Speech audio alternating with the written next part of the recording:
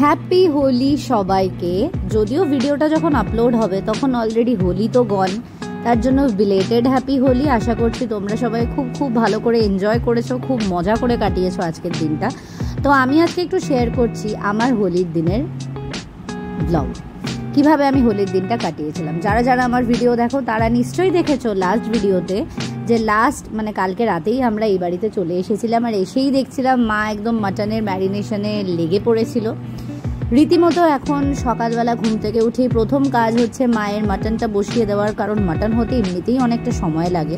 So যেমন দেখলে প্রথমেই কিন্তু ছাকা তেলে আলুগুলোকে লাল লাল করে ভেজে নেওয়া হয়ে গেছে, আর এখন মাটনও বসে গেছে। এই যে আলু দেখতেই পাচ্ছ, মাটনও বসে গেছে। মা এখন চাপা দিয়ে দিয়েছে। মাটন থেকে প্রচুর জল বেরিয়েছে, মানে পেঁয়াজ থেকে, সেই জলেই এখন মোটামুটি সেদ্ধ হবে আজকের স্পেশাল আইটেম। আর হোলির দিনের আরেকটা মেন জিনিস হচ্ছে জিলিপি। আমাদের কাছে তো জিলিপি ছাড়া হোলিটাই ইনকমপ্লিট। আর ব্রেকফাস্টে তো এখন আমরা ব্রেকফাস্ট করতে বসে গেছি জিলিপি নিয়ে। প্রচুর জিলিপি আনা হয়েছে। তো জিলিপি আর রুটি তো আমি আজকে খেয়েছি, আমার ফেভারিট প্রত্যেক বছরের মতো। মাটনও এখন পুরো দমে এখন কষা চলছে। অ্যাকচুয়ালি হোলি মানেই হচ্ছে মাটন। ছোট্টবেলা থেকে, একদম পুচকিবেলা থেকে দেখে আসছি হোলির দিনে সারা বাড়ির জন্য মা একাই পুরো মাটনটা রান্না করতো। এখনও সেই জিনিসটা থেকে গেছে। দেখতেই পাচ্ছ একদম মাটন ভালো করে কষা হচ্ছে, আর এই কষা দেখে আরেকজনের তো জিভে জল, সেই জন্যই বাটি নিয়ে চলে গেছে একটা ছোট্ট পিস। কারণ বক্তব্য হচ্ছে মাটনটা তো টেস্ট না করে দেখলে কি করে বুঝতে পারবে সবাই যে মাটনে নুন হয়েছে না কি বেশি হয়েছে, যেটা একটা এক্সকিউজ ছিল। যাই হোক, মাটন কষানো হয়ে গেছে।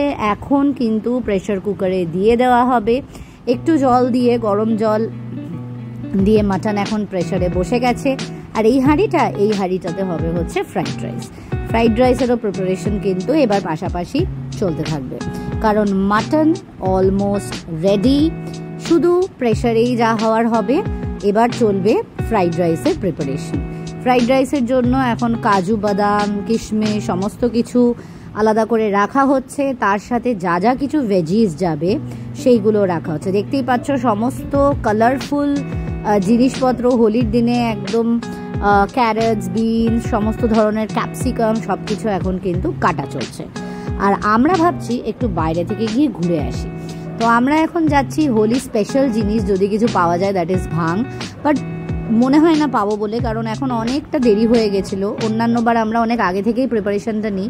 এবার হঠাৎ করে বেলায় মনে পড়েছে যে একটু ভাং হলে মন্দ হতো না। যাই হোক, ভাং পাই না পাই পেয়ে গেছি আখের রস। তো আখের রস এখন আমরা খেয়ে নিচ্ছি রাস্তায় দাঁড়িয়ে। যদিও খুব একটা বেশি রাস্তায় ভিড়ভাড়টা তো ছিল না। অ্যান্ড থ্যাঙ্কফুলি কেউ আমাদেরকে রং লাগায়নি, কারণ আমরা একেবারে পরিষ্কারভাবেই বেরিয়েছিলাম সুন্দর জামা কাপড় পরে। তো এখন আখের রস খেয়ে এখন একটু যাব মেট্রো স্টেশনের দিকে, কারণ মেট্রো করে যদি আমরা কোনোভাবে রবীন্দ্র সদন পৌঁছে যাই, রবীন্দ্র সদনে আমরা শুনেছি ভাং পাওয়া যায়। বাট মেট্রোর কাছে গিয়ে দেখলাম মেট্রো বন্ধ ছিল। জানি না কেন বন্ধ ছিল, অন্যান্যবার তো বন্ধ থাকে না, সকালের দিকে অন্তত থাকে না। বাট এবার দেখলাম যে মেট্রো বন্ধ। সেই জন্য মনের দুঃখে আবার বাড়ি ফিরে এলাম, কারণ কিছু করার নেই, কোথাও আর যাওয়ার নেই। রাস্তায় গাড়ি ঘোড়াও খুব কম চলছে, সেই জন্য অগত্যা এখন বাড়ি ফিরে আসতে হলো একটা কোল্ড ড্রিঙ্কস নিয়ে। কারণ এই গরমে যদি কোল্ড ড্রিঙ্কসও না খাই তাহলে তো আমরা মারা পড়ে যাব। সো সমস্ত কিছু নিয়ে কোল্ড ড্রিঙ্কস নিয়ে বাড়ি এসে দেখি একদম হোলির সাজে সেজে উঠেছে কড়াইও। এত সুন্দর লাগছিল, একদম কালারফুল লাগছিল সমস্ত ভেজিস নিয়ে। আর এখন কিন্তু বসে গেছে সমস্ত ইনগ্রিডিয়েন্টস, রান্না করাও হয়ে গেছে। এখন আমি শুধু ওয়েট করছি কখন হোলি খেলতে যাব। ও বাই দ্য ওয়ে, মাটনও হয়ে গেছে। মাটন হবে আর আরেকজন খাবে না সেটা তো হতেই পারে না, সেও নিশ্চয়ই এখন খেয়ে নেবে অল্প একটু করে টেস্ট। সো দেখতেই পাচ্ছ যেমন বলা তেমন নিয়ে নিয়েছে। মাটন এখন টেস্ট করতে লেগে গেছে। অ্যাকচুয়ালি আজকের দিনে আমাদের জেনারেলি মাটন ভাতই আমরা খাই, ফ্রাইড রাইস হয় না। বাট এই স্পেশাল রিকোয়েস্টটা ছিল কিন্তু তরফ থেকেই। দেবায়নী বলেছিল যে আজকে মাকে ফ্রাইড রাইস করতে, কারণ ওর নাকি ফ্রাইড রাইস ভীষণ ভালো লেগেছে আমার মায়ের হাতের। সেই জন্য ওর, আর আমি তো সবসময় ফ্রাইড রাইস হলে আমি তো এক পায়ে একদম রাজি। সো আমাদেরই রিকোয়েস্টে মা আজকে করেছিল। তো এখন দেখতেই পাচ্ছ একটা আরেকটা আরেকটা আরেকটা, তাহলে বুঝতেই পারছো মাটনটা কেমন হয়েছে। একটা ছোট আলু,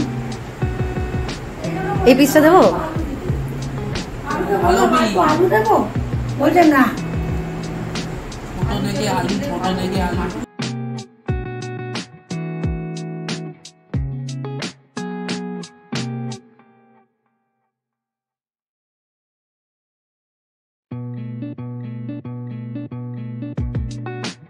ও এদিকে খেতে থাকুক, আমরা এখন যাই ফ্রাইড রাইসের লাস্ট স্টেপে।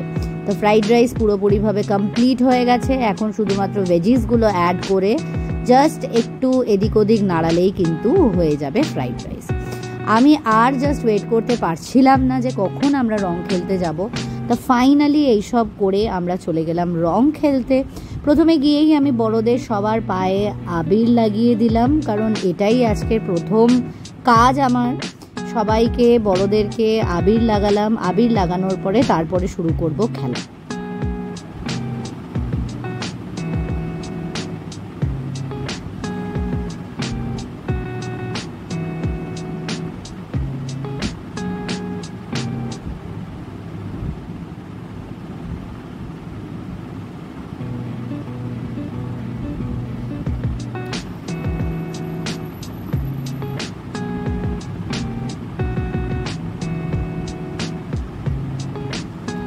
এখানে তোমরা যা দেখতে পাচ্ছ যেভাবে রং খেলা হচ্ছে আদৌ সেইভাবে হয়নি, তার কারণ তারপরে আমি মোবাইল অফ করে দিয়েছিলাম, কারণ এত রং ছিটিয়েছিল আর একদম মোবাইলের মধ্যে রং পড়ে গেলে সেটা আর ইউজ করার মতো অবস্থায় থাকতো না।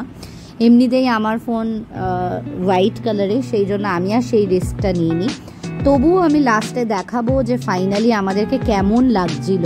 কালো বাদরের মতো লাগছিল দুজনকে, জাস্ট দেখে নাও। তো দেখতেই পাচ্ছ আমি একটা ছোট্ট ক্লিপ তুলেছিলাম যে দেখানোর জন্য যে আমাদের কি অবস্থা হয়েছিল ফাইনালি। আমার একটাই জিনিস ভয় লাগে, যদি কেউ চুলে রং দিয়ে দেয় সেটাতেই আমি আতঙ্কে থাকি, যার জন্য আমি রং খেলতেও ভালোবাসি না। বাট দেখলাম যে একটুখানি তোর লেগেই ছিল। আরেকজন ঘরে ফিরে দেখি মুখ হাঁড়ি করে বসে আছে, কারণ ঘর বাড়ি সব রঙে ভরে গেছিলো। আর যাই হোক ফাইনালি স্নান টান করে আমি গোপুকে সেই যে ছোট্ট একটা আবির দেওয়ার জায়গা এনেছিলাম সেইটাতে করে আবির দিয়ে দিয়েছি। তোমরা যদি ব্লগ দেখো জানবে যে আমি দুবারির জন্য দুটো নিয়েছিলাম। তো আরেকজন বসে বসে এখন অফিস করছে, আর কারুরই মুখ থেকে একেবারেই রং ওঠেনি, সবার মুখের অবস্থা খুবই খারাপ। ফাইনালি আমরা এখন বসে গেছি লাঞ্চ করতে। আমরা তো আমাদের দিনটা ভীষণ ভালো কাটিয়েছি, আশা করছি তোমরাও খুব ভালো কাটিয়েছো। ভিডিওটা যদি ভালো লাগে একটু লাইক করে দিও, সাবস্ক্রাইব করে দিও, আর যদি ভালো লাগে তাহলে শেয়ারও করে দিও। দেখা হবে খুব তাড়াতাড়ি পরের একটা ভিডিওতে। Till then by.